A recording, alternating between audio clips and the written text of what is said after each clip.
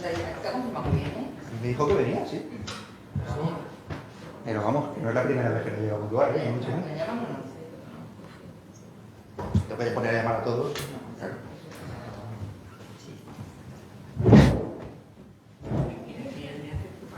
Buenas tardes. Buenas tardes. Bueno, bienvenidos y bienvenidas a esta Casa Barbí, sede del Instituto Alicantino de Cultura Juan Gil Albert. Bueno, yo soy Pilar Teba, que soy la directora cultural. Para mí hoy es un honor presentar a David Rubio, que conozco hace bastante tiempo, y al mismo tiempo que presentamos esta interesante actividad, Alicante, puerto de salida hacia el exilio, el enclave estratégico del puerto de Alicante continúa. En la actualidad creo que es necesario que le demos voz a los jóvenes investigadores, en el caso de David, periodista y politólogo, y nos hagamos eco de estas nuevas investigaciones en torno a temas de la ciudad de Alicante.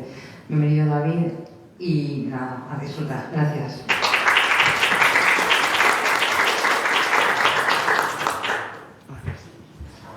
¿Ponemos el PowerPoint antes de empezar?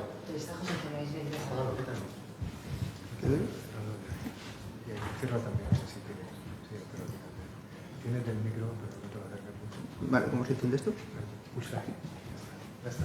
Vale, pero ¿ponemos el PowerPoint del vuestro? No, eso ya está. Ah, pues voy directamente al mío, ¿eh? Vale, espera. Bueno. Ese era, ¿no? Vale. Bueno, pues buenas tardes a todos. Muchísimas gracias por venir y especialmente a Pilar Teba, directora del Gil Albert, por haberme invitado. Muchas gracias por la presentación que has hecho y de todo lo que me has llamado, sobre todo por lo de joven, que es lo que más me ha emocionado. Bueno, pues de lo que voy a hablaros hoy, esta tarde, es de un tema bastante duro de la guerra civil en Alicante, de los años de la guerra civil durante Alicante. Todo lo que os voy a contar pasó durante estos casi 3 años que dura la guerra. No es la primera vez que vengo aquí a hablar de un drama, ¿no? Porque ya presenté un libro del Hércules hace unos meses. Sí, no es la primera vez que vengo aquí a hablar de algo que tanto dolor ha causado a los alicantinos. Pero bueno, lo mío es eso, lo mío me va al drama, por lo visto. Quería empezar con este chiste porque el tema del que voy a hablar hoy es bastante peliagudo, ¿no? Como os podéis imaginar. Y además quizás el momento en el que hemos elegido, ¿no? para hacer esta charla lo haga todavía más duro, ¿no? Por lo que está pasando, ¿no? Lo que estamos viendo cada vez que ponemos la tele, que tenemos una guerra en Europa. Imagino que alguna de las cosas que os voy a contar pues os van a sonar, ¿no? de que las tenemos ahora, que están pasando muy cerca, ¿no? Y bueno, pues para que veáis que también en esta ciudad también ocurrieron este tipo de cosas hace menos de un siglo, ¿no?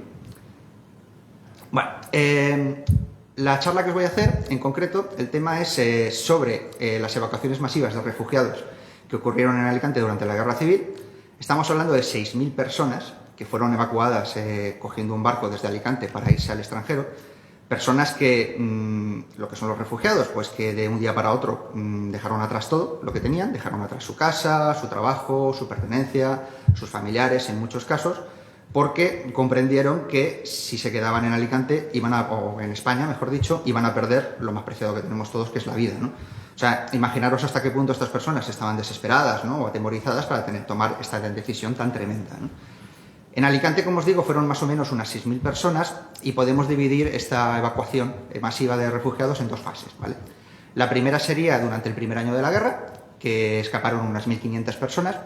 En este caso eran personas mayoritariamente de derechas, católicos, conservadores, considerados por lo que fuera enemigos de la República, y huían debido a la represión política que cada vez con más intensidad se estaba produciendo en el territorio republicano. Esto, como sabéis, ocurrió en ambos bandos, pero Alicante concretamente estaba en el territorio de la República.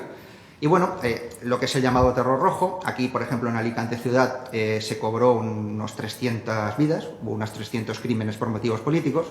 Y bueno, pues conforme fue avanzando la guerra, cada vez esto se va recrudeciendo más, cada vez hay más persecuciones políticas y por lo tanto cada vez son más personas las que se deciden intentar escaparse debido al miedo, ¿no? que padecen. Esto, como os digo, son los primeros 1.500 refugiados más o menos, y los otros 3.500 serían los últimos meses de la guerra, y en este caso es justo el perfil contrario, ¿vale? Personas de izquierdas, republicanas, consideradas contrarias al régimen franquista, Personas que en el momento en el que ven que la República ya tiene la guerra perdida, saben que es cuestión de tiempo que las tropas franquistas lleguen a Alicante y al resto del territorio republicano que aún queda, y saben que con el régimen franquista van a ser detenidos, emprisionados o en el peor de los casos incluso ejecutados. Así que pues también lo mismo, en su desespero lo que intentan es coger un barco que les lleve al extranjero y empezar una nueva vida, ¿no? Extranjero. Bueno, a lo largo de esta charla lo que voy a hacer es contaros los distintos barcos que salieron de Alicante, desde el puerto de Alicante, y posibilitaron todas estas evacuaciones. Y también voy a destacar a algunos pasajeros de los más ilustres, no voy a decir los 6.000, evidentemente, porque estaríamos aquí hasta mañana, pero sí 5, 6 o 7 personas de los más célebres, ¿no? que pasaron por aquí, por Alicante, para escapar de la guerra. Bueno, este es el primer barco de los que vamos a ver. Este es un barco alemán y se llama el Baden, ¿de acuerdo? Este barco fue enviado por el gobierno del Tercer Reich muy al principio de la guerra. Vamos a ir en orden cronológico, ¿de acuerdo? Aquí estamos en agosto del 36.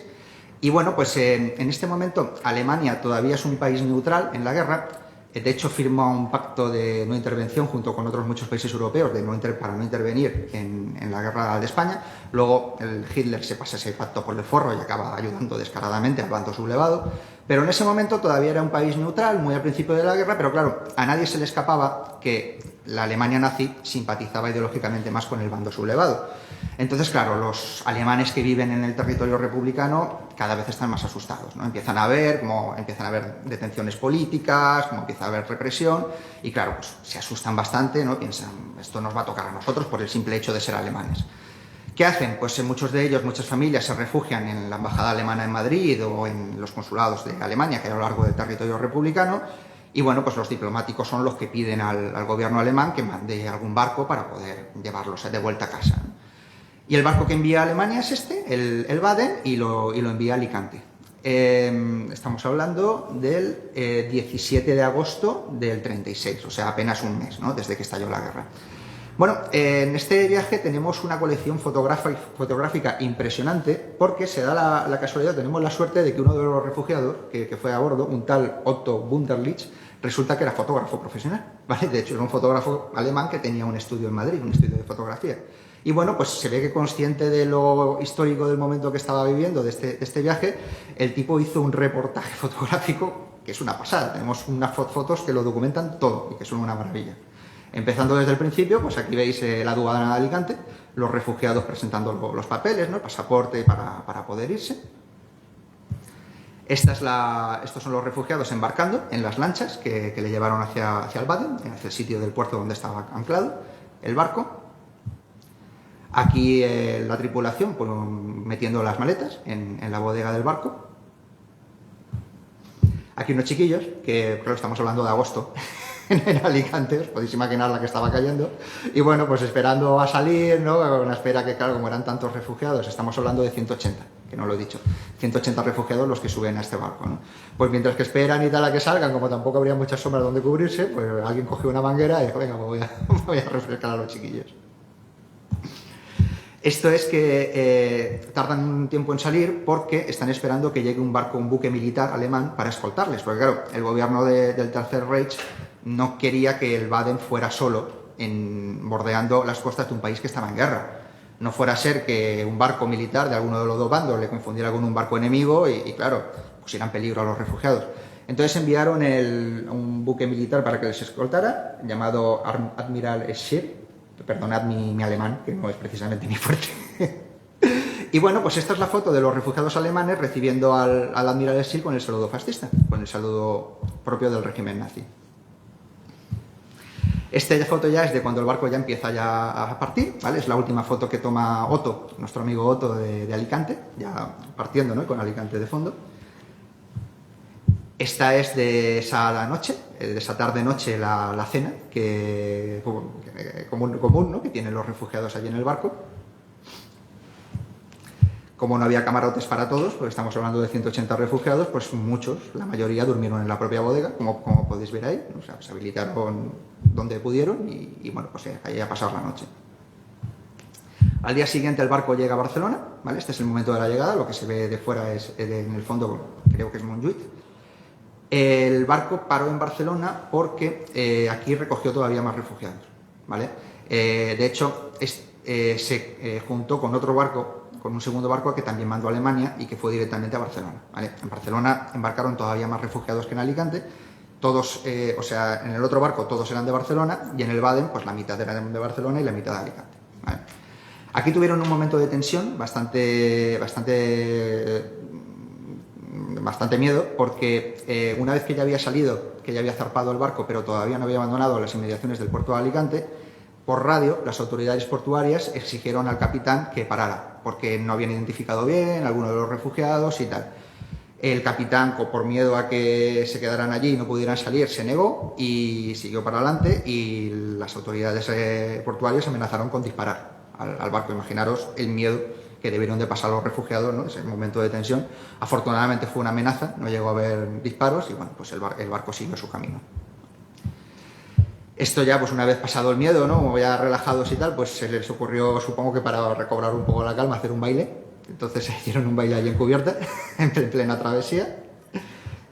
Y bueno, pues finalmente el barco llega a Génova, ¿vale? En aquel momento cabe recordar que Italia, el Reino de Italia, es un país ideológicamente aliado de la Alemania nazi, porque estaba dirigido por el dictador fascista Benito Mussolini, y bueno, pues es por eso que Italia se presta a ser el puerto de llegada, ¿no? Para estos refugiados, y ahí están embarcando.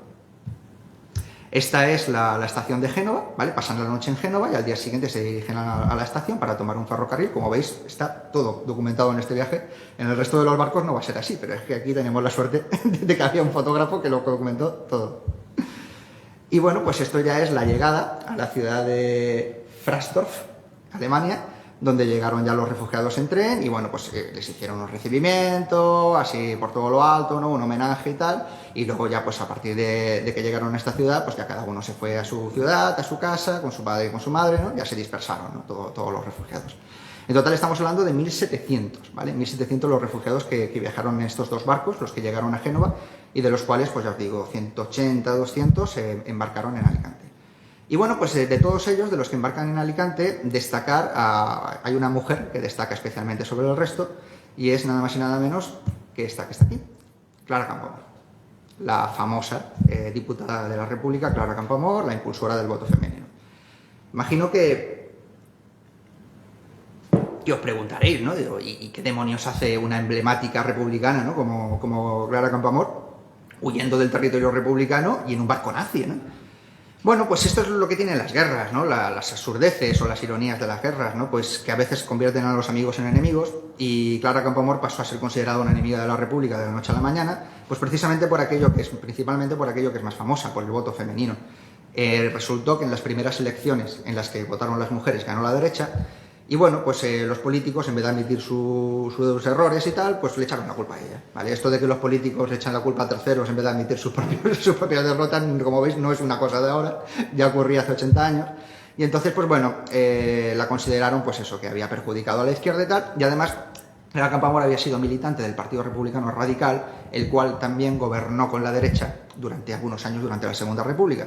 Por lo tanto, a los políticos de este partido les ocurrió la ironía de que los dos bandos les querían matar, ¿vale? En el bando sublevado les querían matar por republicanos y en el bando republicano los querían matar por considerados derechistas.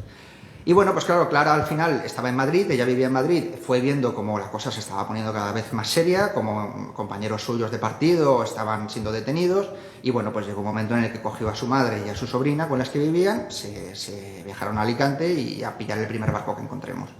Yo no sé cómo consiguió subir en el Baden, porque imagino que no tendría, a lo mejor tenía algún contacto en el gobierno republicano que le pudiera dar un pasaporte, a lo mejor sobornaron a alguien, no lo sé, pero vamos. Se metió, consiguió embarcar, tanto ella como su madre y su sobrina, en el Baden. No fue precisamente un viaje placentero, porque ella no fue la única española que iba en el barco, también subieron varios falangistas españoles que huían también de lo mismo que ella, de la represión. Pero lo que ocurrió es que los falangistas, cuando la reconocieron, no se les ocurrió una idea mejor que querer tirarla por la borda, por ser Clara Campoamor, ¿vale? Afortunadamente, el capitán no permitió este crimen, el capitán les paró los pies y dijo: ustedes cuando lleguemos a Génova, si quieren, la denuncian a las autoridades italianas, pero en mi barco no se cometen asesinatos, y gracias a este hombre, que yo creo que merece la pena recordar su nombre, el capitán Max Schaffer, Pues gracias a este señor, pues Clara Campoamor salvó la vida y probablemente también su madre y su sobrina, porque estas salvajadas normalmente implican a toda la familia. Y bueno, pues gracias a eso llegó sana y salva a Génova y además ni siquiera estuvo detenida más de un día o dos en Italia, porque bueno, pues el régimen de Mussolini la dijo, te damos la libertad con la condición de que salgas de Italia. O sea, la consideraban un elemento subversivo, no la querían en Italia para nada, y usted se va de Italia y queda libre, ¿no? Y bueno, pues pasó el resto de sus días en el exilio, ya no volvió a España, estuvo en Suiza y en Argentina, en orden inverso, primero en Argentina y luego en Suiza. Y bueno, pues el último terreno, la última tierra que vio de Alicante, o sea, que vio de España, pues fue precisamente Alicante. Clara Campoamor tiene una calle dedicada aquí en Alicante, como en tantas ciudades de España, ¿no? Que a mí, por supuesto, me parece muy bien, esta está en San Juan Playa. Lo que no me parece tan bien es la placa explicativa que tiene al lado, porque, bueno, la foto, perdonad la calidad de la foto que no es buena, pero la leo. Pone Clara Campoamor, Madrid, 1888, Lausanne, Suiza, 1972. Abogada feminista, diputada, desde el 31 al 34 por el Partido Radical, luchó enérgicamente hasta conseguir el voto femenino. Bueno, nada de lo que dice aquí es mentira, pero, hombre, yo creo que podríamos añadir que huyó de la guerra por Alicante, en la placa que tiene en la ciudad donde ocurrió esto, ¿no? No acabo de entender muy bien por qué, si Clara Campoamor huyó de Alicante, por qué en la placa no lo contamos, ¿no? Pero bueno, pues ni lo sabrán a lo mejor, ¿no? Pues dicho queda.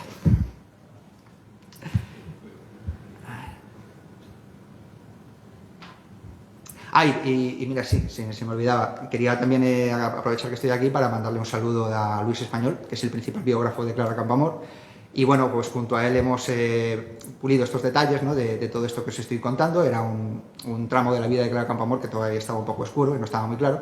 Y bueno, pues el otro día hizo una entrevista, si no recuerdo mal, en el diario El Mundo, en la que me mencionó. Y bueno, pues también devolverle aquí el saludo de Luis Español, el principal biógrafo de Clara Campoamor. Que entre los dos pues hemos conseguido averiguar, ¿no? Este capítulo de su vida. Aquí está.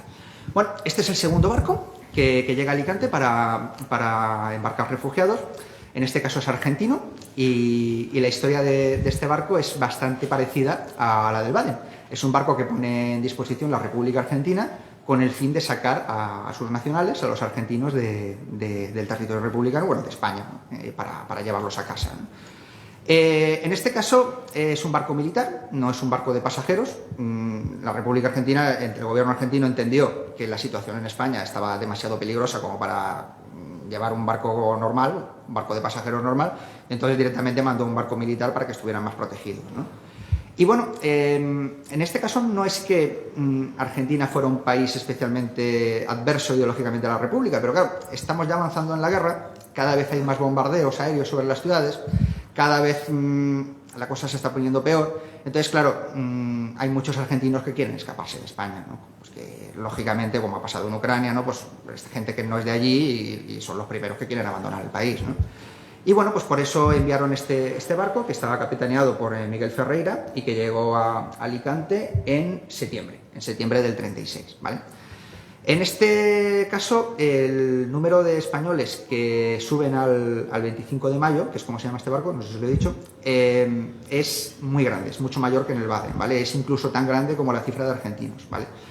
La represión se recrudece, cada vez hay más miedo, cada vez hay más violencia y claro, cada vez son más las personas, lo que comentaba antes, de derechas, católicas, nobles, adinerados, en fin, un poco de todo, ¿no? Incluso gente que no era de derechas como Clara Campoamor, pero que también tiene miedo, ¿no?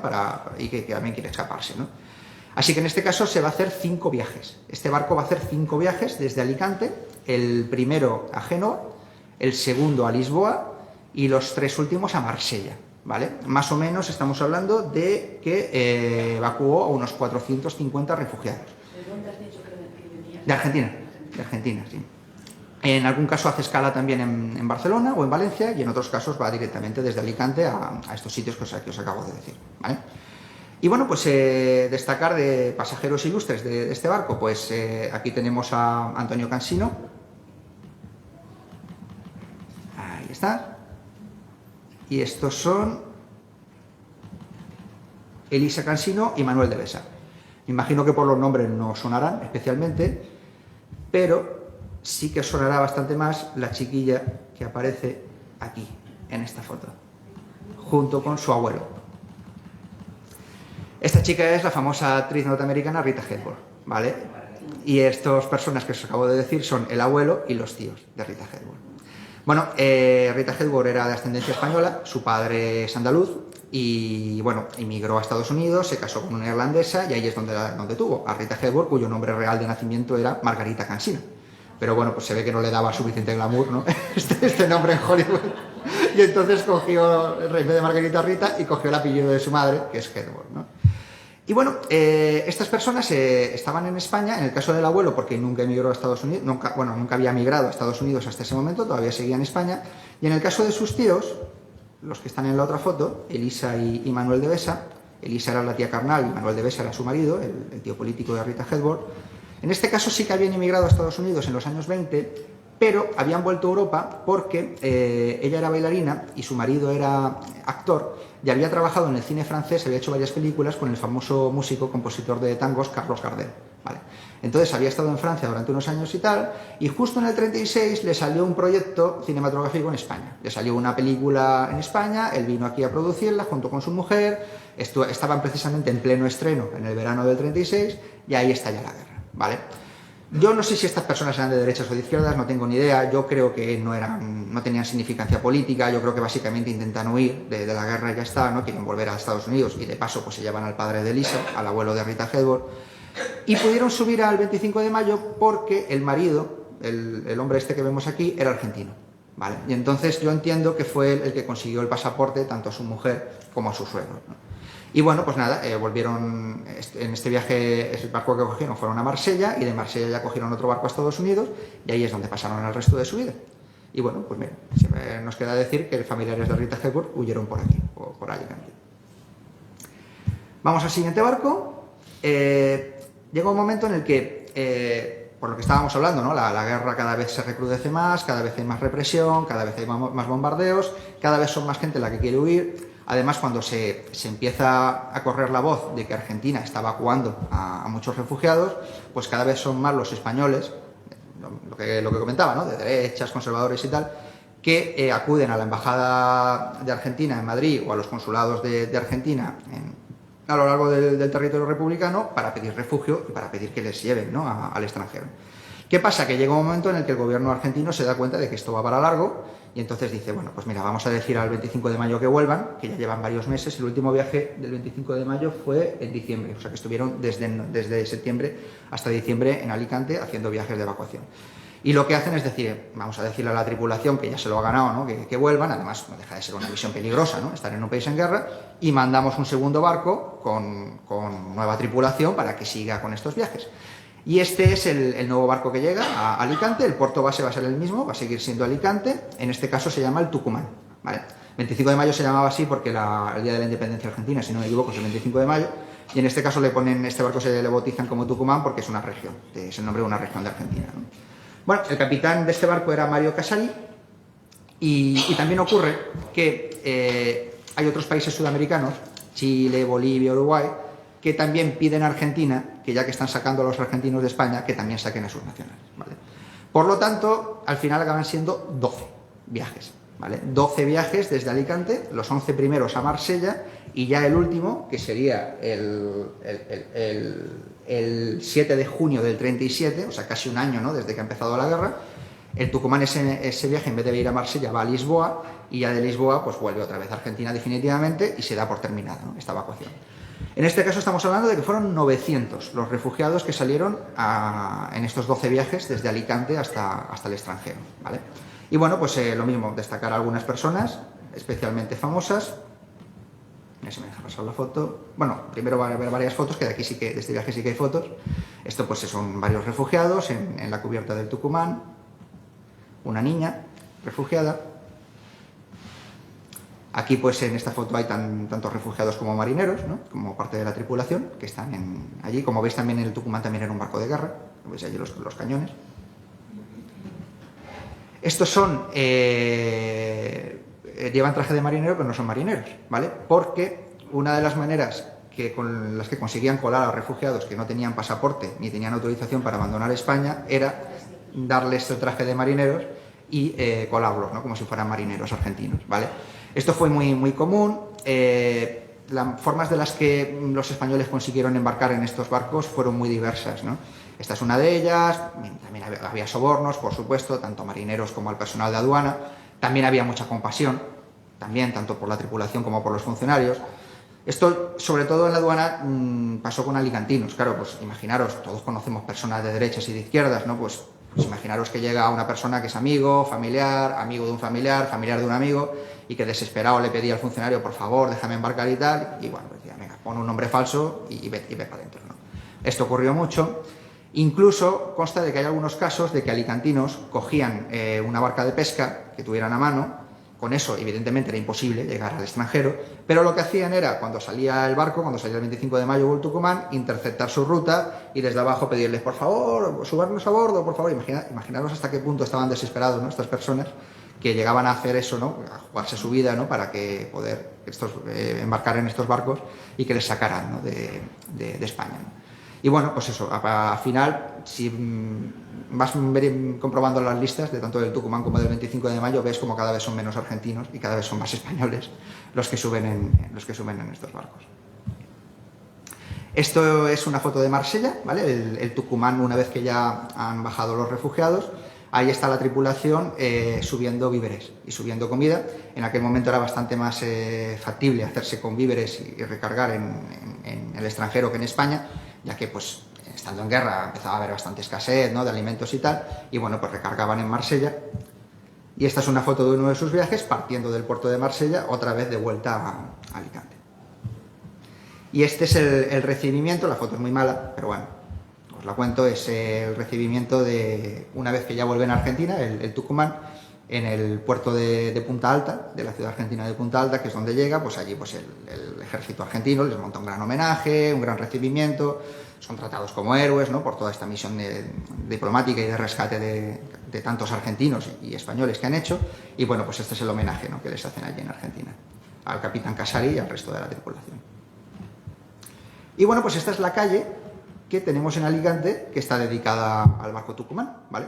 En este caso, ni siquiera hay placa explicativa. Entonces, cualquier persona que no conozca esta historia, pues me imagino que se pensará que la calle está dedicada a la región de Tucumán.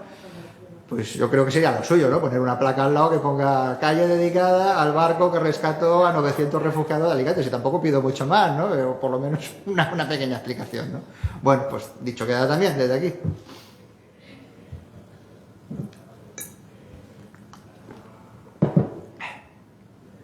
Vale, vamos ya con los más famosos que embarcaron en este barco.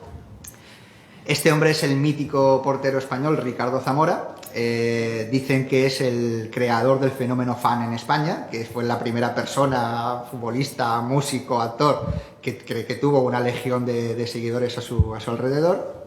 Muchos le consideran uno de los mejores futbolistas españoles de la historia, el mejor portero de su momento. No sé si podríamos considerarlo el mejor portero de la historia española. Yo soy muy de Iker Casillas, pero bueno, por ahí era, ¿no? La cosa. Bueno, Ricardo Zamora también es un caso que yo, la verdad es que yo no sé si este señor era de derechas o de izquierdas. El problema que tuvo Ricardo Zamora es que en los últimos años antes de la guerra era colaborador de un diario católico, ¿vale? Él no escribía cosas religiosas, escribía artículos de fútbol. Pero por el hecho de ser colaborador de un diario católico, pues ya era sospechoso, ya le pusieron en la lista negra y no es que el hombre estuviera asustado en su casa, es que le detuvieron, ¿vale? E incluso se rumoreó su fusilamiento, que lo iban a ejecutar. Afortunadamente era conocido, amigo de un diplomático argentino que fue el que consiguió gestionar para que lo liberaran y fue el que consiguió darle el pasaporte tanto a él como a su esposa y a su hijo para que salieran de España, y bueno, pues fue uno de los pasajeros que embarcó en uno de los viajes al Tucumán, uno de los viajes que fue a Marsella, y bueno, pues durante la guerra no se atrevió a volver a España, a ninguno de los dos bandos, y se quedó allí en Francia jugando en el Niza, hasta que ya se acabó la guerra y volvió al Real Madrid, que es el equipo donde jugó, aparte del Español. Y bueno, pues mira, Ricardo Zamora salió por Alicante. Este señor, menos famoso, aunque también fue importante en su época, este señor se llama Ramón Serrano Suñer, que bueno, a lo mejor por el nombre os suena o a lo mejor no, pero sí que os sonará cuando os diga que será nada más y nada menos que el cuñado de Franco, el cuñado de Francisco Franco, ¿vale? Estaba casado con una de las hermanas de Carmen Polo, de Carmencita. Bueno, este señor abandona España por razones evidentes pero no por ser el cuñado de Franco, o no principalmente por ser el cuñado de Franco, porque sí que es verdad que Franco es uno de los golpistas, ¿no? Uno de los militares cabecillas del golpe de Estado. Pero en aquel momento todavía Franco no se había hecho con el poder del bando sublevado, estaba en ello, pero este hombre era, aparte de ser el cuñado de Franco, era diputado por la CEDA, ¿vale? El principal partido de derechas de la época. Y claro, los políticos de la CEDA estuvieron totalmente perseguidos en el bando republicano, todos fueron detenidos o ejecutados, y bueno, pues este hombre no fue menos, también fue detenido. ¿Qué pasa con este señor? Pues que consigue escaparse de la prisión travestiéndose, disfrazándose de mujer, consigue escaparse y llegar a la embajada de Holanda, donde tenía un amigo. A mí la verdad es que cada vez que cuento esto me da un poco la risa, porque bueno, imaginarme al cuñado de Franco travestido, ¿no?, yendo por Madrid, la que me parece muy gracioso. ¿Qué queréis que os diga? Lo tuvo que hacer para salvar la vida, ¿no? Está claro. Y bueno, pues la embajada de Holanda le consigue hablar con la de Argentina y tal, y le consiguen un bioducto, ¿no?, un pasaporte para que pueda escapar al extranjero. En este caso no permanece demasiado tiempo en el extranjero porque vuelve a España, pero por el bando sublevado. Además, en el momento en el que vuelve, ya su cuñado ya sí que es el hombre de poder, ¿no?, de los sublevados, y bueno, pues su cuñado le espera con los brazos abiertos y también con un carguito, ¿no?, para darle la bienvenida. Este señor fue además una de las personas más fuertes del régimen franquista durante los primeros años porque era muy simpatizante de la Alemania nazi. Y entonces, pues para tenerlo, Franco lo tenía como una especie de enlace, ¿no?, con Hitler, ¿no?, y con el gobierno del Tercer Reich, ¿no?, para las relaciones diplomáticas. ¿Qué le pasó? Pues que acabó cayendo en desgracia. Fue una gloria bastante efímera, porque en el momento en el que Alemania empieza a perder la guerra, Franco da un giro, se olvida de que simpatiza con los nazis, en España se deja de levantar tanto la mano, deja de decir estas cosas de conspiración judío-masónica, o no las dice tanto, y en ese momento ya, claro, no le interesa. La gente que está vinculada con el régimen nazista no quiere que salgan en la foto, y entonces pues lo lleva un poco al ostracismo, ¿no? Le da un cargo interno de administrativo, de oficinista, bien remunerado, eso sí, nunca deja que su cuñado se muera de hambre, pero deja de ser una de las personas importantes del régimen, ¿vale? Y bueno, pues este señor también quería destacarlo para terminar esta primera fase de las evacuaciones de los refugiados. En este caso, este hombre no fue pasajero, sino que se trata del vicecónsul de Argentina en Alicante, ¿vale? Se llama Eduardo Barreras y es el hombre que organizó todo esto, ¿vale? Es el hombre que posibilitó que tantas personas pudieran embarcar en estos barcos argentinos, en el Tucumán y en el 25 de mayo, y que incluso acogió a derechistas en su casa, los refugió tanto en el consulado como en su propia casa. Tenía un chalet en Santa Faz, si no recuerdo mal. Y bueno, pues salvó muchas vidas, la verdad, salvó muchas vidas, sobre todo de alicantinos. Y bueno, pues un hombre que no tiene calle en Alicante, yo también creo que debería de tenerla, por todo lo que hizo, ¿no?, por esta labor tan desinteresada, ¿no? Quieras que no, él se estaba poniendo su propio pellejo en peligro, ¿no?, porque claro, se estaba significando con personas que eran contrarias a la República, ¿no? Y bueno, pues quiero agradecer también a su nieta, a Enriqueta Barreras, que es la que me ha ayudado a hacer una biografía, que la podéis leer en mi página web, en Alicantepedia, y bueno, pues dicho queda, Eduardo Barreras, el vicecónsul de Alicante. Vale, vamos ya a la segunda fase.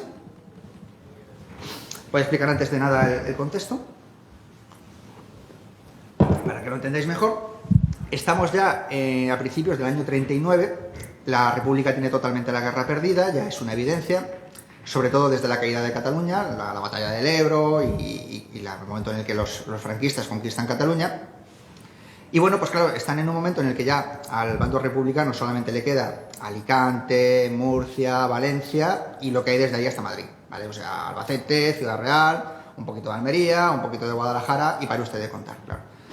Y claro, pues evidentemente, conforme se va haciendo cada vez más evidente que van a perder la guerra y que el régimen franquista va a llegar a toda España, pues cada vez hay más personas, en este caso justo lo contrario, izquierdistas, republicanos, personas contrarias al régimen franquista, que quieren abandonar el territorio español y salir al extranjero porque saben que en el momento en que las tropas franquistas les alcance, pues les van a detener, les van a impresionar o, en el peor de los casos, ejecutar, como ocurrió a tantas personas.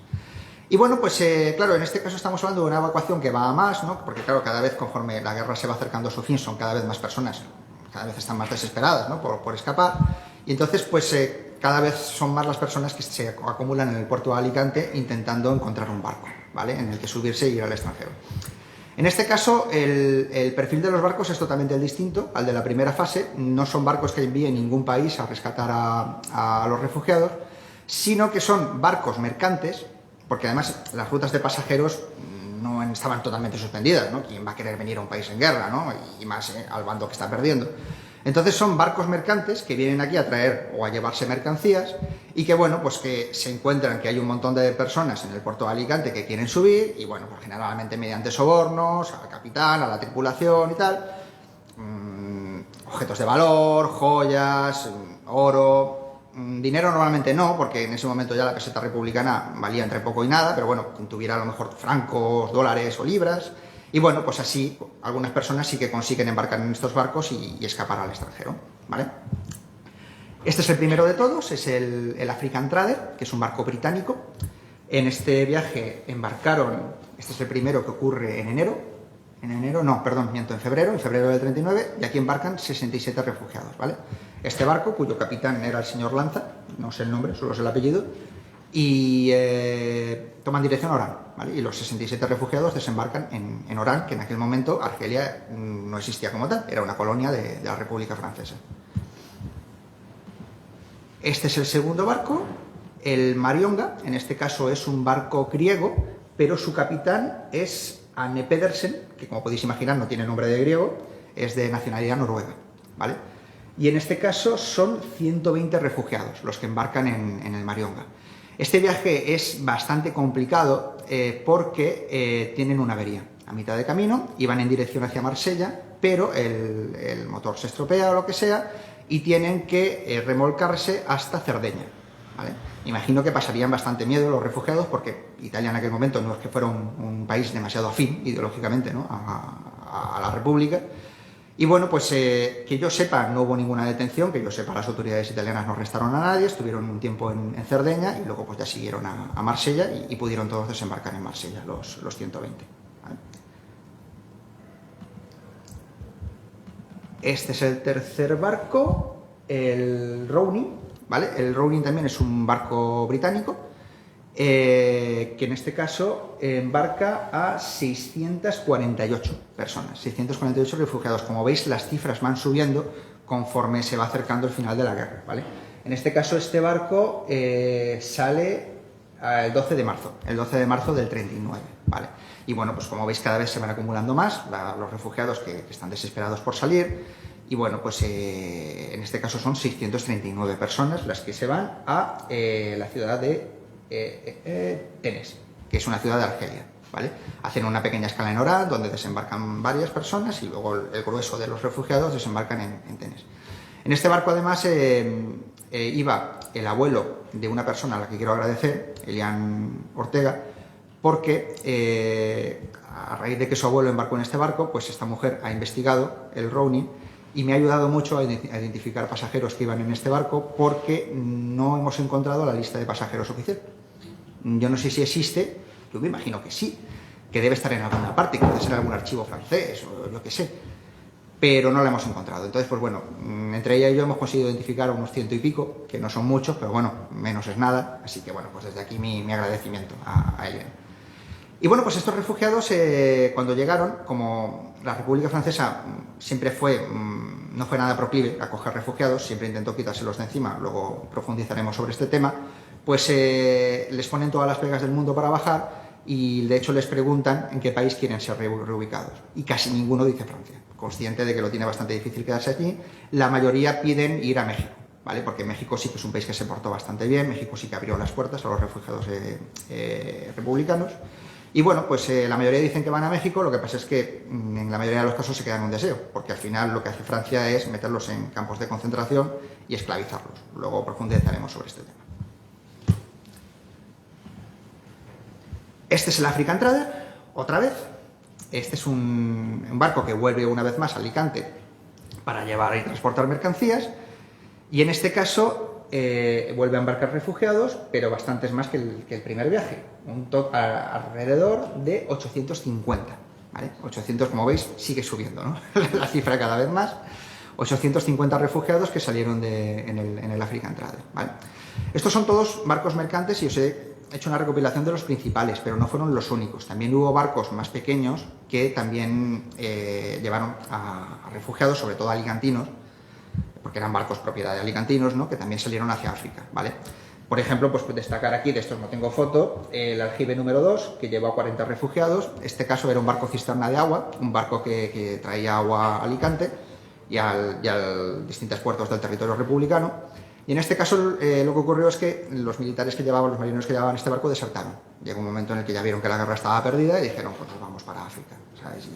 Y bueno, pues abrieron la pasarela del barco y dijeron, pues el que quepa, los familiares sobre todo y tal, y para África, ¿no? Y luego también está el caso del V-18, que es una patrullera, que lo mismo. También los militares desertan y se van a África, y en este caso son 22 refugiados, que es la propia tripulación de esta patrullera, y algún familiar también. Vale. Y bueno, pues llegados a este punto, estos son refugiados del African Trader, que están en Orán, esperando a que las autoridades francesas les dejen desembarcar. Ahora os contaré lo que pasó con ellos. Pero llegados a este punto, pues ya tenemos que llegar al más famoso de todos, el Stambrook, el famoso Stambrook. Bueno, en este barco embarcaron aproximadamente unos 2.800 refugiados, ¿vale? Os he dicho al principio de esta charla que fueron 6.000 las personas evacuadas durante toda la guerra civil, pues 3.200 en todos los anteriores barcos que os he dicho y 2.800 solo en el Stambrook. Para explicaros cómo se llegó, ¿no?, a una situación así, tengo que explicaros también un poco el contexto, ¿no?, histórico. Estamos hablando ya de los últimos días de la guerra, de finales de marzo del 39. Ha habido un golpe de Estado en Madrid, el presidente de la República, Juan Negrín, ha sido derrocado y el nuevo hombre de poder en el territorio republicano es un coronel, un militar llamado Segismundo Casado, y acompañado también por el diputado Julián Besteiro, que es precisamente el nombre de la calle donde yo vivo, ¿vale? También tiene una calle en Alicante, este señor. Y bueno, este golpe de Estado se produce porque en el bando republicano está surgiendo como como dos bandos, ¿no?, internos, ¿no? Por un lado, los que opinan que hay que seguir combatiendo y hay que esperar a que estalle la Segunda Guerra Mundial, con la esperanza de que una vez que estalle dicha guerra, las democracias europeas ayuden al bando republicano, que en este caso pues era el bando de Juan Negrín. Y luego, por otro lado, tenemos al bando de Casado y de Julián Besteiro, que opinan que, bueno, pues que ya no tiene sentido seguir resistiendo, seguir aguantando esta agonía cuando la guerra la tienen perdida, y que lo que deben hacer es intentar negociar una paz honrosa con Franco, intentar conseguir que dé algo de algún tipo de amnistía, ¿no?, a los republicanos. Y bueno, pues al final se acaba imponiendo este segundo bando, ¿no?, esta segunda facción interna, y bueno, pues se hacen con el gobierno de la República. Este gobierno de Casado fracasa totalmente en su intención de conseguir, de negociar una paz honrada con Franco, porque Franco en ningún momento acepta ninguna condición, no tiene ningún tipo de piedad y dice que solamente acepta la rendición sin condiciones y que todos serán castigados, ¿no? Pero sí que es verdad que gana un par de días para conseguir organizar una evacuación masiva de aquellos refugiados, aquellos republicanos que quieren escapar de España, para precisamente no ser detenidos y ejecutados y represaliados por el régimen franquista. Bueno, se forma una comisión internacional de políticos extranjeros. El líder o el presidente de esa comisión es un diputado francés comunista llamado Charles Trenet. Y bueno, pues esta comisión, el objetivo que tiene es enviar barcos al territorio republicano para sacar al mayor número de refugiados posible, ¿vale? Según este señor francés, se pone en contacto con el coronel Casado y le promete que van a llegar varios barcos a Alicante y que podrán ser evacuados muchos refugiados. Entonces, pues bueno, el señor Casado por radio hace un llamamiento, esto ya estaba hablando de los últimos días de la guerra, a todo el que quiera abandonar España por el territorio republicano, que vaya a Alicante, que allí tendrá un barco y tal, aunque irónicamente él huye desde Valencia.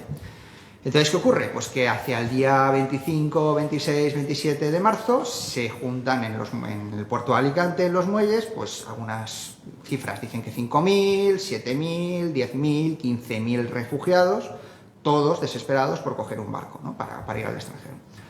Bueno, de todos los barcos que prometió este señor francés, solamente hay constancia de que intentara venir uno y además encima no pudo entrar, porque un buque militar franquista le impidió la entrada a Alicante, ¿vale?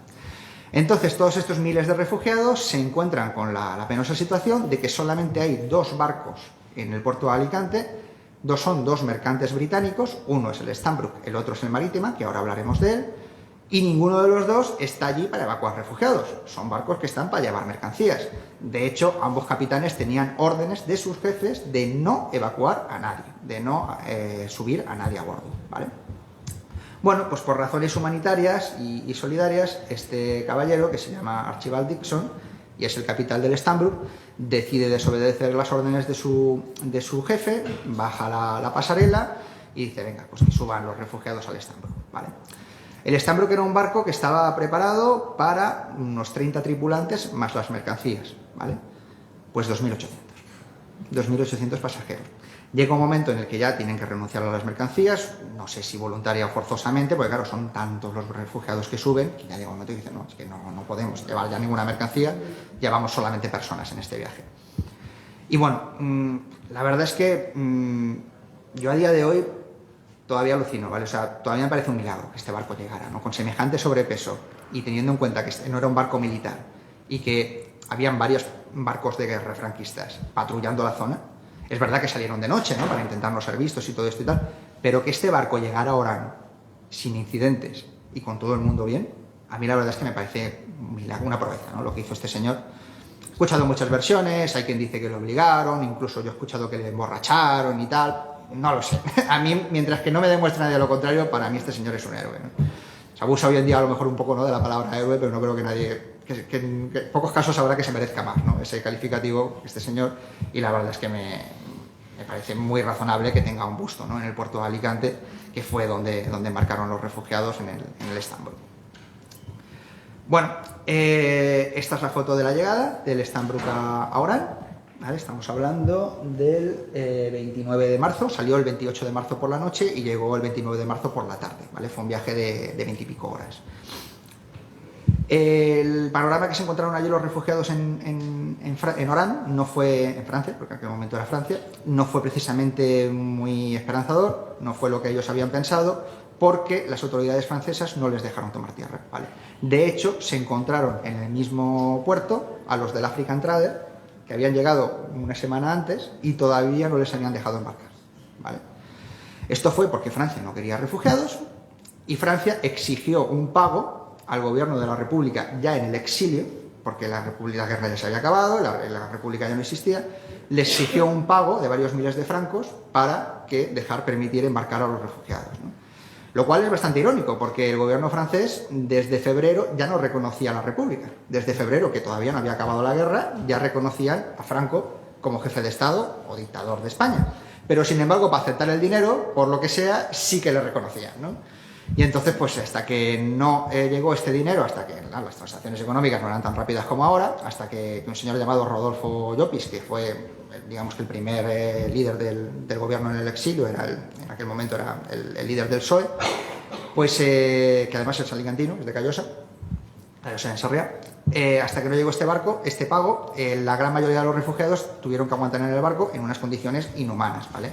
Sin poder lavarse, pues imaginaros, chinches, piojos, de todo. Hubo alguno que incluso hasta se quitó la vida, ¿vale? De lo duro que era estar ahí, a pleno sol, ¿no?, en Orán, en fin.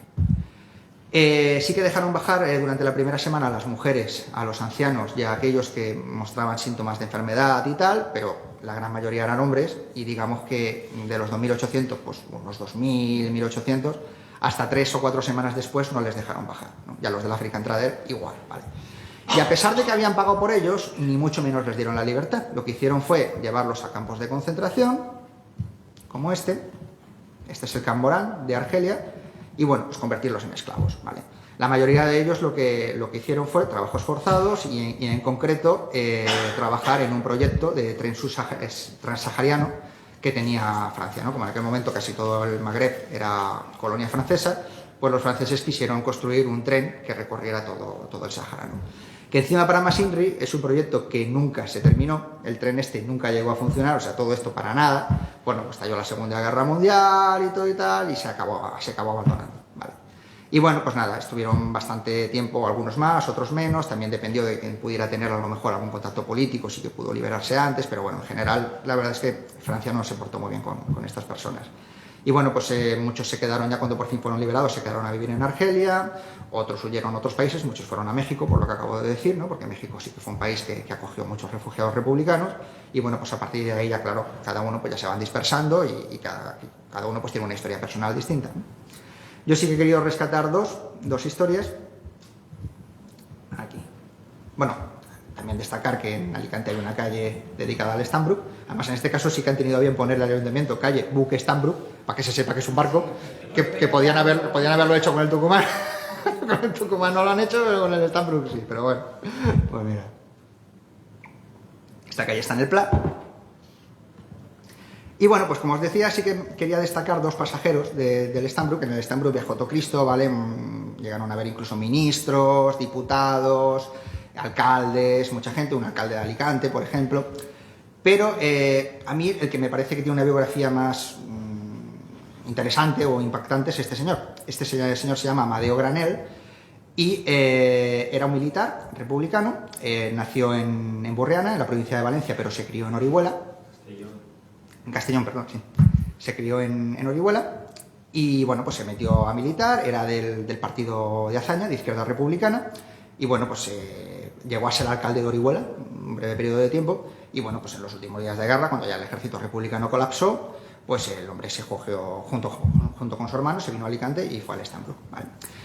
Este caballero no estuvo demasiado tiempo en los campos de concentración de Argelia, porque cuando Alemania invade Francia, estalla la Segunda Guerra Mundial, la República Francesa ofrece a los refugiados, que quien quiera puede abandonar los campos de concentración, a condición de que se ingresen en el ejército y vayan al frente a combatir, ¿no? O sea, fijaros, después de lo mal que había tratado a Francia a los refugiados, pues va y les pide que combata ahora por ella, ¿no? Que combata ahora por el país.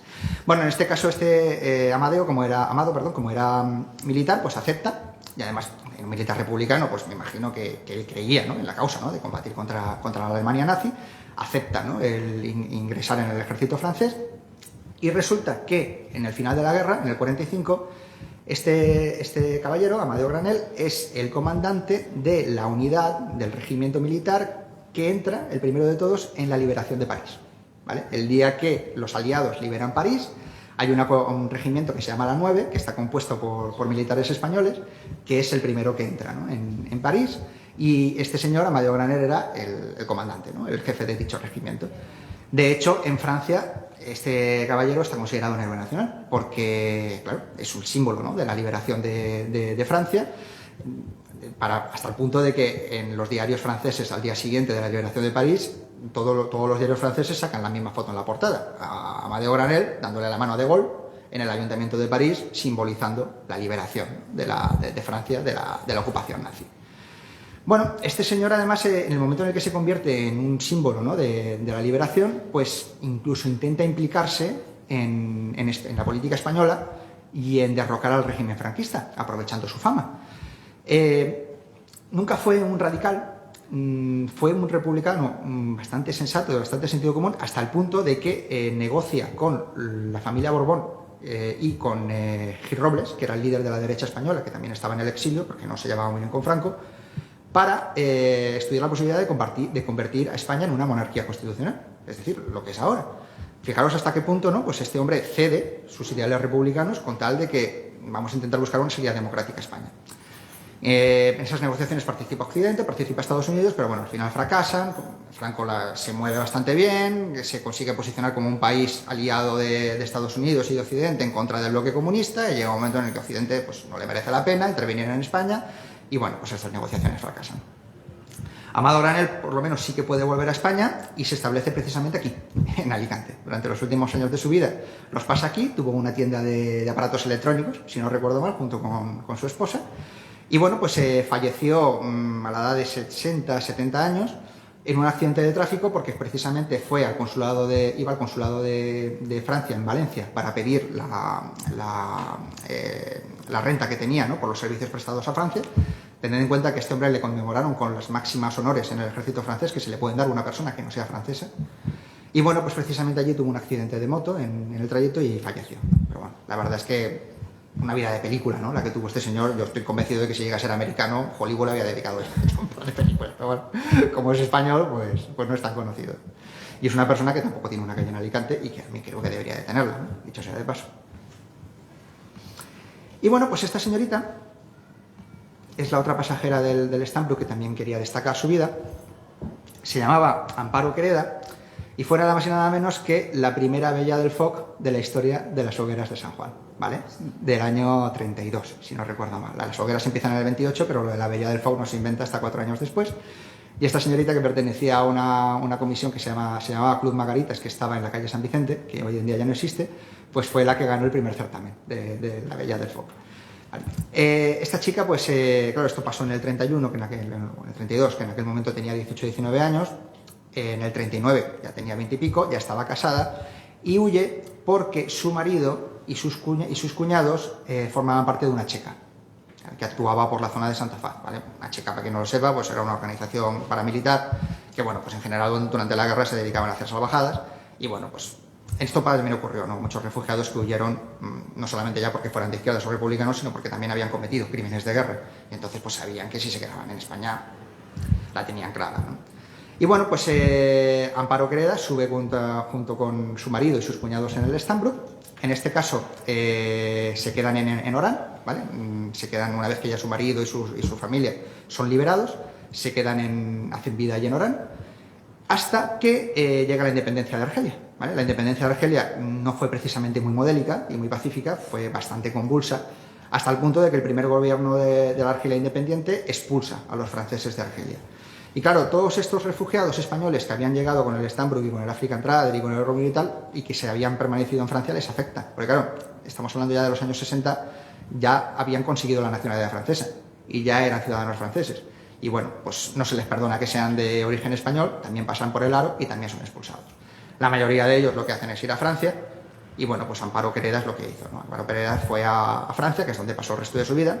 En alguna ocasión, ya en la democracia, volvió a España, concretamente a Alicante, porque la invitaron para hacerle algún homenaje, ¿no? La Federación de Hogueras y tal, y regresó, y bueno, pues murió ya hace un par de años aquí en Francia.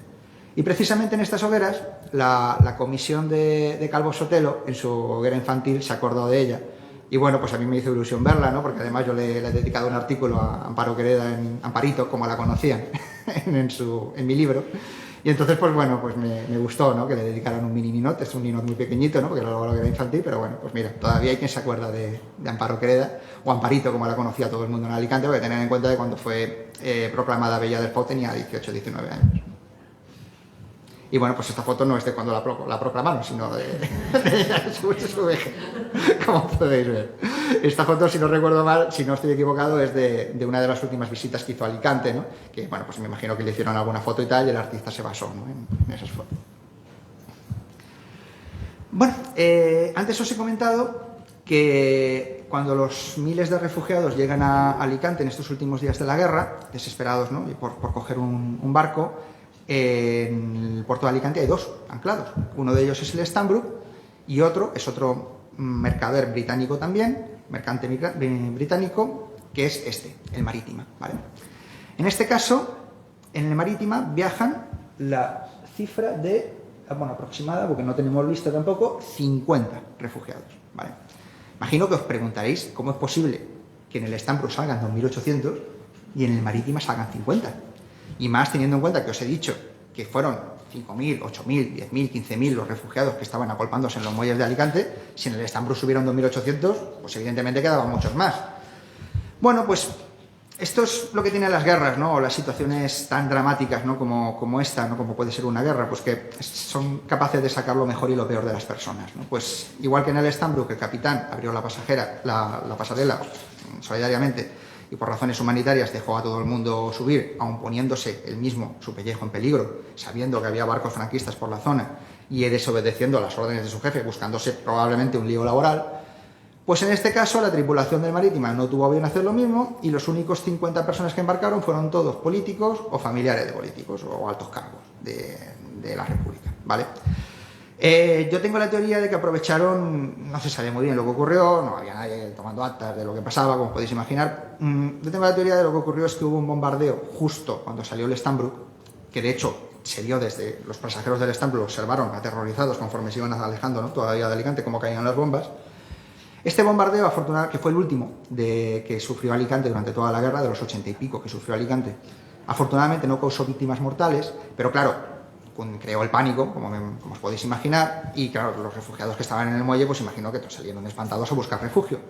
Y justo 20-30 minutos después fue cuando salió el Marítima del puerto de Alicante. Yo sospecho que aprovecharon esa situación de caos para extranjis irse y salir con solo 50 altos cargos y familiares, ¿vale? Bueno, este barco fue a Marsella y ya sería el último. Fue de hecho el último barco que salió de suelo republicano con un número importante de refugiados, porque esto estamos hablando de la medianoche del 29 de marzo y fue el 30 de marzo cuando las tropas nacionales, cuando las tropas franquistas llegan a Alicante, y precisamente el muelle de Alicante, que es donde permanecían los refugiados, es lo último que toma el ejército franquista. Es el último, podemos considerar el último terreno de la República, ¿no?, que hay en España, y al tomar ese muelle se acaba la guerra civil, ¿vale? Y todas estas personas que se han quedado allí atrapadas pues son detenidas, son hechas prisioneras, todas o la mayor parte de ellas. La mayoría son llevadas al campo de los Almendros, un campo de refugiados improvisado que se estableció en la Sierra Grossa, y luego pues a partir de ahí fueron reubicados en otros sitios. En Albatera se formó un campo también de refugiados, bueno, etc. De este barco destacar un pasajero más ilustre, por así decirlo, a este caballero. Se trata de... Exacto, Lorenzo Carbonell, que es el primer alcalde republicano que tuvo Alicante. Y de hecho fue el último alcalde democráticamente electo que tuvo esta ciudad desde el 31, que fueron las elecciones municipales, hasta el 79, cuando llegó ya la democracia y ganó las elecciones de las Aletas. Bueno, Lorenzo Carbonell, o Llorenset de les Palmeres, como le conocían popularmente los alicantinos, porque se ve que se dedicó a llenar de palmeras toda la ciudad durante los años que fue alcalde, pues se traslada, coge este barco, coge el Marítime, junto con algunos familiares suyos, si no recuerdo mal, su mujer y sus hijos. No se queda en Marsella, no se queda en Francia. Desde Marsella coge un barco hasta Orán, porque conocía al alcalde de Orán, eran de una tendencia ideológica similar, ¿no? Y bueno, pues allí pues, le consigue un trabajo y se establece en Orán, ¿no? Y unos cuantos años después, 20 años después, en 1959, se le permite regresar a España, se le permite regresar del exilio, y además el alcalde franquista, que estaba en aquel momento en Alicante, Ángelo Soler, le recibe con honores y le hace un pequeño homenaje, le organiza un pequeño homenaje en el Club de Regatas. Un hecho totalmente insólito o muy raro en la España franquista, ¿no? Pero fue así, pues creo que Ángelo Soler no era un franquista común y Lorenzo Carbonell tampoco era un republicano común, a lo mejor, ¿no? Y bueno, pues decidió hacerle un pequeño homenaje, ¿no?, a este hombre en el Club de Regatas. Y bueno, pues precisamente con esto quería terminar, ¿no? Toda esta historia que os he contado es una historia muy dura, ¿no?, de mucha violencia, de mucha represión, pero bueno, para que veáis que al final, pues 20 años después de todo este episodio, ¿no?, tan conflictivo, tan traumático que ocurrió, pues esto termina con un franquista alicantino y un republicano alicantino dándose la mano y cenando fraternalmente, precisamente en el puerto de Alicante, que fue donde ocurrió todo lo que os acabo de contar. Y bueno, pues nada, simplemente ya para terminar, yo con esta charla pues tenía sobre todo un doble objetivo, ¿no? En primer lugar, pues haceros ver la importancia, ¿no?, tan grande que tuvo Alicante durante la Guerra Civil, ¿no?, el peso específico tan grande que tuvo esta ciudad durante este periodo tan crucial, ¿no?, para la historia contemporánea de Alicante, de España, perdón, hasta el punto de que no solamente por esta evacuación de 6.000 refugiados, también Alicante fue una de las ciudades, si no la que más, una de las que más, por donde entraron más víveres al territorio republicano, por el puerto. Eso también nos convirtió en una de las ciudades más bombardeadas. Aquí hubo 80 y pico bombardeos aéreos. Fuimos la cuarta ciudad más bombardeada de España, y las tres primeras fueron Madrid, Barcelona y Valencia, que son las tres más pobladas, pero Alicante no era la cuarta más poblada. Entonces podemos considerar que por habitante fuimos la ciudad más bombardeada de toda la Guerra Civil. El bombardeo más bestia, de hecho, que hubo en la Guerra Civil, y el bombardeo aéreo más brutal de toda la historia de España se produjo aquí, se produjo en el Mercado. Alicante también fue la ciudad donde se ejecutó a José Antonio Primo de Rivera, el fundador de la Falange, ¿no?, uno de los cabecillas del golpe de Estado, y Alicante fue también la ciudad donde terminó la Guerra Civil. Y bueno, pues también en segundo lugar también pretendía que esta charla pues sirva también para remover conciencias, ¿no?, y haceros ver que esto que estamos viendo ahora, ¿no?, que está pasando en el corazón de Europa, que está pasando en Ucrania, pues también nos ocurre a nosotros, hace menos de un siglo, ¿no? De hecho, algunos de estas 6.000 personas que huyeron desde Alicante, algunos acabaron en lo que hoy en día es Ucrania, ¿vale? porque sobre todo militantes del Partido Comunista que fueron acogidos por la Unión Soviética y muchos de ellos, o algunos de ellos, fueron reubicados en ciudades como Kiev, como Kharkov, como Odessa, que hoy en día es Ucrania, ¿no? Así que bueno, pues yo sí que quería aprovechar, ¿no?, para mandarle un mensaje, ¿no?, de que creo que merece la pena, ¿no?, ser solidarios, ¿no?, con estas personas, ¿no?, y acoger a refugiados ucranianos, pues porque como podéis ver, pues hoy son ellos, pero ayer fuimos nosotros. Muchas gracias.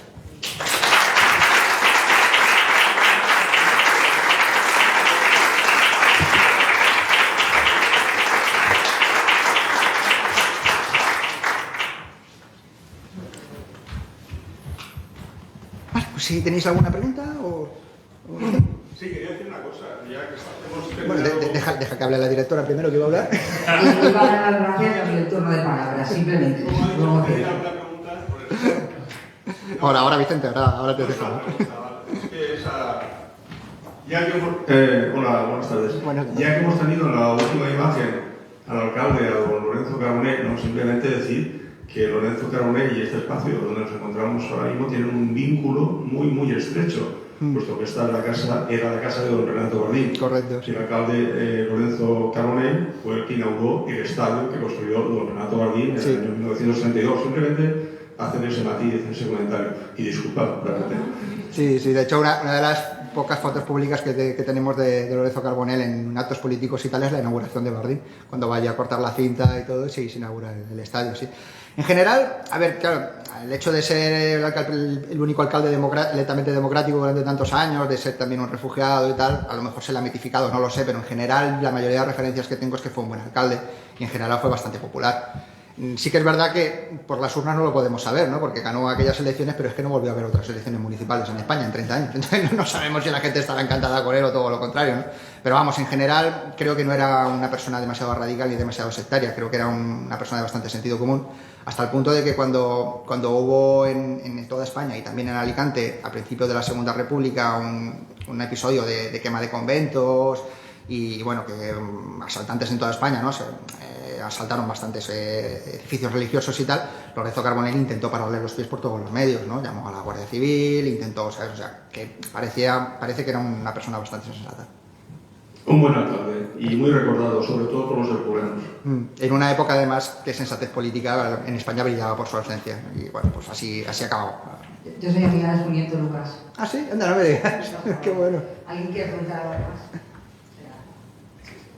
No. Es mi hermano. Ah, vale. Hay confianza.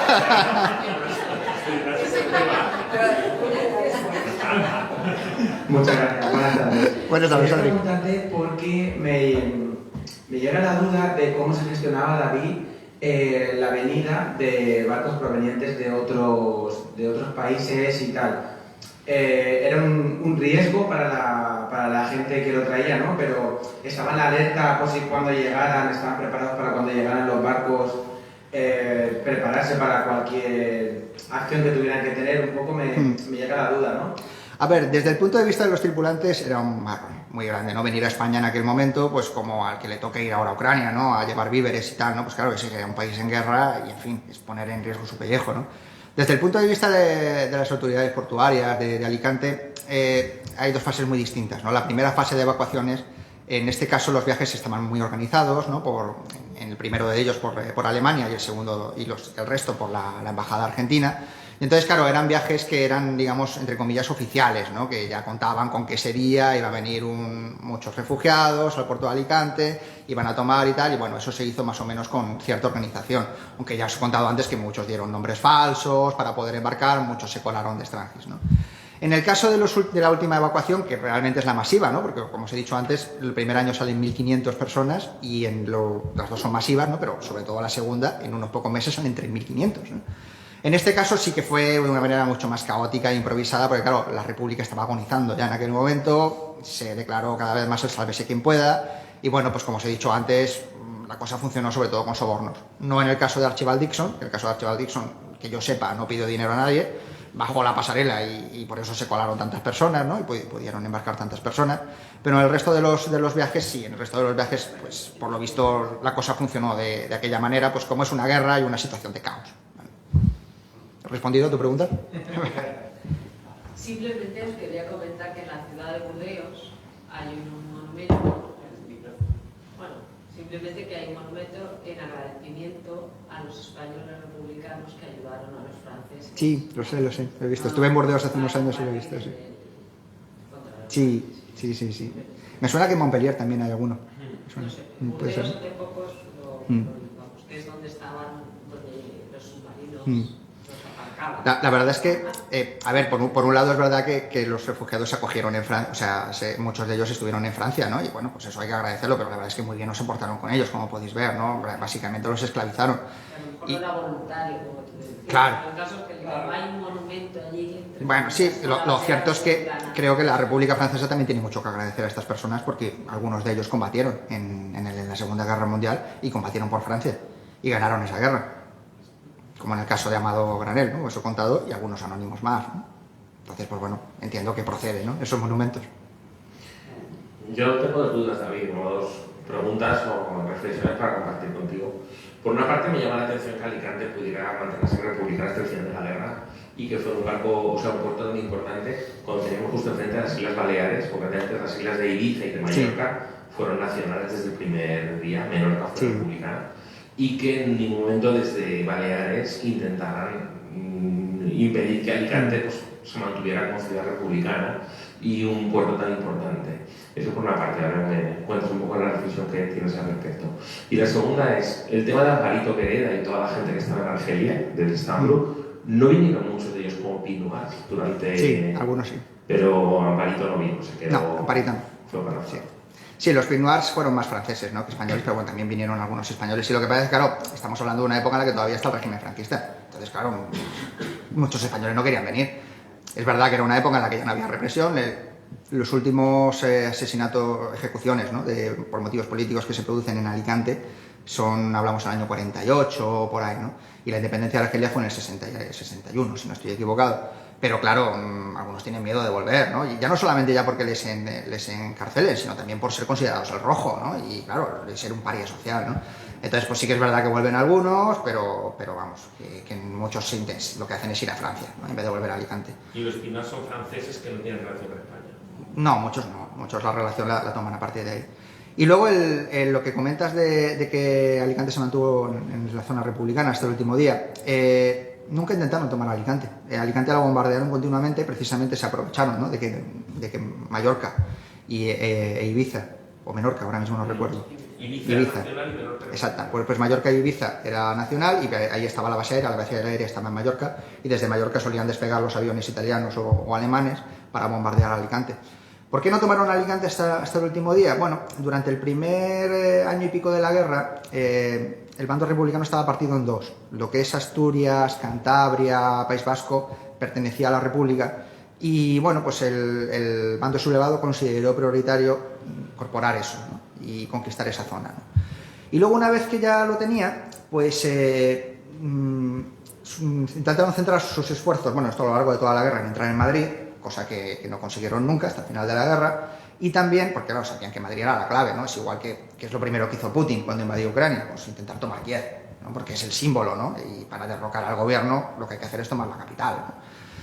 Como no lo conseguían y les costó casi 3 años, pues pensaron que era más importante Cataluña, ¿no? que Alicante, Valencia y tal, ¿no? Entonces, pues al final centraron sus esfuerzos en tomar Cataluña, lo cual también suponía cerrar la frontera con Francia. Siempre tuvieron un poco el miedo, aunque Francia nunca quiso, ¿no? Pero siempre podían pensar que a lo mejor si Francia cambia de opinión o cambia de gobierno, como Francia era una democracia, no vaya a ser que el nuevo gobierno francés sí que quiera ayudar militarmente a la República, pues vamos a cortar la frontera, ¿no?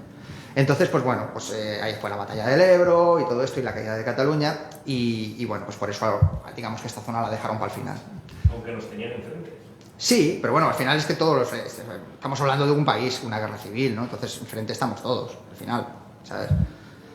Pero bueno, también ten en cuenta que claro, para conquistar Alicante, sin conquistar Madrid, había que rodearla totalmente y nunca consiguieron asediar Madrid totalmente.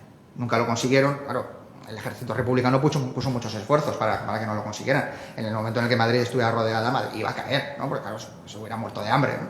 Entonces, claro, les era muy difícil tomar la carretera de Madrid-Alicante o Madrid-Valencia, porque estaban muy defendidas. Y David, nada, Quería comentar que, por ejemplo, hay quien piensa que José Antonio Primo de Rivera, Franco tuvo razones para fusilarlo debido a su liderazgo. Bueno, ¿Qué me puedes decir? a ver, el que lo fusila no es Franco, el que lo fusilan son los republicanos. Otra cosa es que a Franco le venga muy bien. Oficialmente, Otra cosa es que a Franco le venga muy bien. A ver, que José Antonio Primo de Rivera y Franco se llevaban fatal, eso es común, ¿vale? Eso lo sabe todo el mundo. Que era un rival político también, ¿vale? Claro, en el momento en el que, en que se da el golpe de Estado, Franco no podía ni soñar con ser el cabecilla de los... No era ni siquiera... Franco ni siquiera perteneció a la primera junta militar que se formó para liderar el bando sublevado, una vez que el golpe de Estado fracasa en media España y se forma la guerra. Lo que pasa es que va muriendo gente, y conforme va muriendo gente, y también hay generales como el que está en Madrid o el que está en Barcelona, que como fracasan son encarcelados, pues Franco va subiendo puestos, ¿no? Sí, yo creo que fue un error estratégico, táctico de la República. Yo creo que lo que deberían de haber hecho, lo que más les hubiera convenido a la República, en vez de matarlo, es pedir un rescate por él y además hacerlo público, ¿no? Hacer público de que la República les devuelve a José Antonio Primo de Rivera a cambio de, yo qué sé, estos tanques o estos fusiles o lo que sea y tal. Porque ahí lo hubieras puesto en un compromiso a Franco muy, muy grande. Pero claro, se lo matas. Y a Franco me imagino que le encantó la noticia, ¿no? Porque le quitabas un rival político. Se pudo adueñar de su partido, porque Franco se adueña a partir de ahí de la Falange, y el resto de partidos los destruye, ¿no? O sea, el resto de partidos no iba a decirle ilegaliza, pero no es la palabra. El resto de partidos lo que hacen es que los unifica, ¿no? En la Falange, el resto de partidos de derechas, ¿no? Los unifica en un partido único, y ese partido tiene un nombre muy largo, pero se llama Falange, empieza por Falange, ¿no? Y claro, a Franco le viene muy bien, y además esto es un poco como lo que pasó en Cuba, ¿no? Con Fidel Castro y el Che Guevara. Es muy fácil gobernar con un muerto. Pues si tú dices que haces todo por José Antonio Primo de Rivera o que haces todo por el Che Guevara, como no te puedo decir que no, pues claro, pues quedas muy bien de cara a la galería, de cara a sus fans, de cara a una figura tan mediática como era, y al mismo tiempo no tienes ninguna respuesta, ¿no? Entonces, pues esto le facilitó mucho las cosas a Franco, efectivamente. Nada, darte las gracias de nuevo. A mí las fotos de Otto me han parecido impresionantes. La verdad es que sí, es una pasada. No las conocía Una maravilla. y bueno, nos has enseñado un montón de cosas y gracias, David. Pues nada, un placer por mi parte. A ver si...